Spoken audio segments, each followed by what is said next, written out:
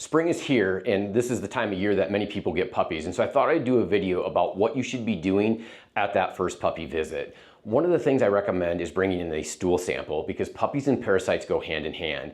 Even from the best facilities in the world, there's still that potential to have parasites. And the reason for that has to do with life cycles, how some can insist within the bitch. Oftentimes those breeding facilities are often kennels that have dogs in and out, whether it be through boarding or training or other things.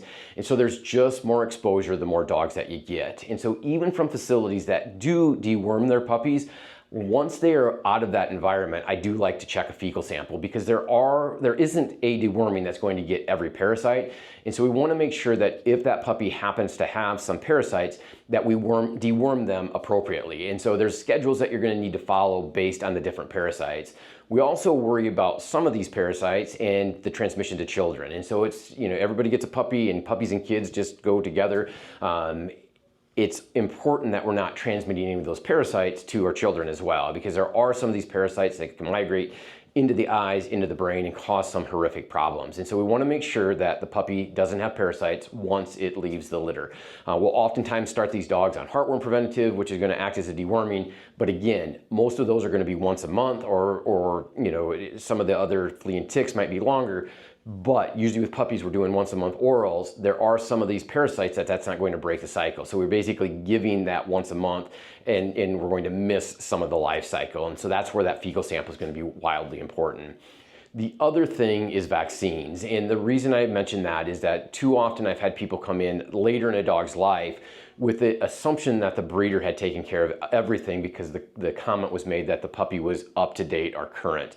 And all that means is that it's current for its age. And so likely it's had one set of shot at the breeders. Oftentimes these puppy breeders will take the dogs in for a vet visit, have an exam to make sure the puppies are healthy, and get that first round of shots.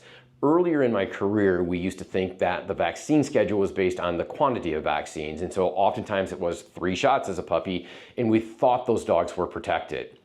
What we know now, especially with our modern vaccine technology, is that these puppies get a lot of protection from mom. And so they get loaded up with antibodies in colostrum. So that very first milk that they take from mom, their intestinal tract is open and they get basically mom's vaccines into them. And so they have protection. The upside is that when they're puppies, they're protected from a lot of those diseases that we vaccinate against. The downside is that that level has to fall below a certain level before their body can mount a response and produce their own vaccine or their own antibodies. And we don't know exactly in each individual dog what that falling antibody level looks like. And so what we do is vaccinate these puppies every 3 to 4 weeks to ensure that they're protected and that window of susceptibility is very, very small. And so it becomes a timing thing rather than a numbers thing. And so regardless of when they receive their first vaccine, we're going to want to booster those vaccines every 3 to 4 weeks until the dog is older than 16 weeks of age. What we know is that by that point in time, oftentimes, or not oftentimes, the majority of the time, they're able to mount their own response and produce their own antibodies. And so it's no longer a 3 vaccine thing, it's more of a timing thing. And so it's important to take the vaccines your puppy has been given into your veterinarian so that you can determine that schedule for your dog to make sure they're getting adequate protection and that you can have adequate timing with those vaccines as well. The last thing to talk about, particularly with hunting dogs, is in your exposure and where you're hunting.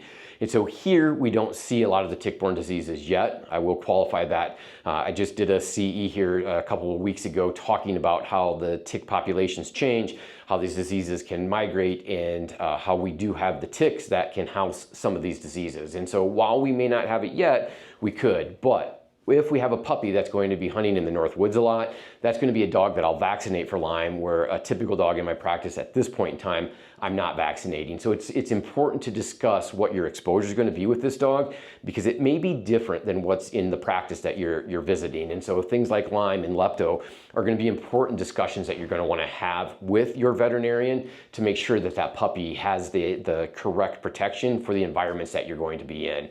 The other big talk that I would have would be about nutrition, and that's an entirely different video that we'll discuss puppy nutrition, but that is something at that first visit to make sure that you're getting that dog off on the right foot. And so the big things, poop, vaccines, and what you're feeding your dog are going to be important discussions to have with your veterinarian at that first visit.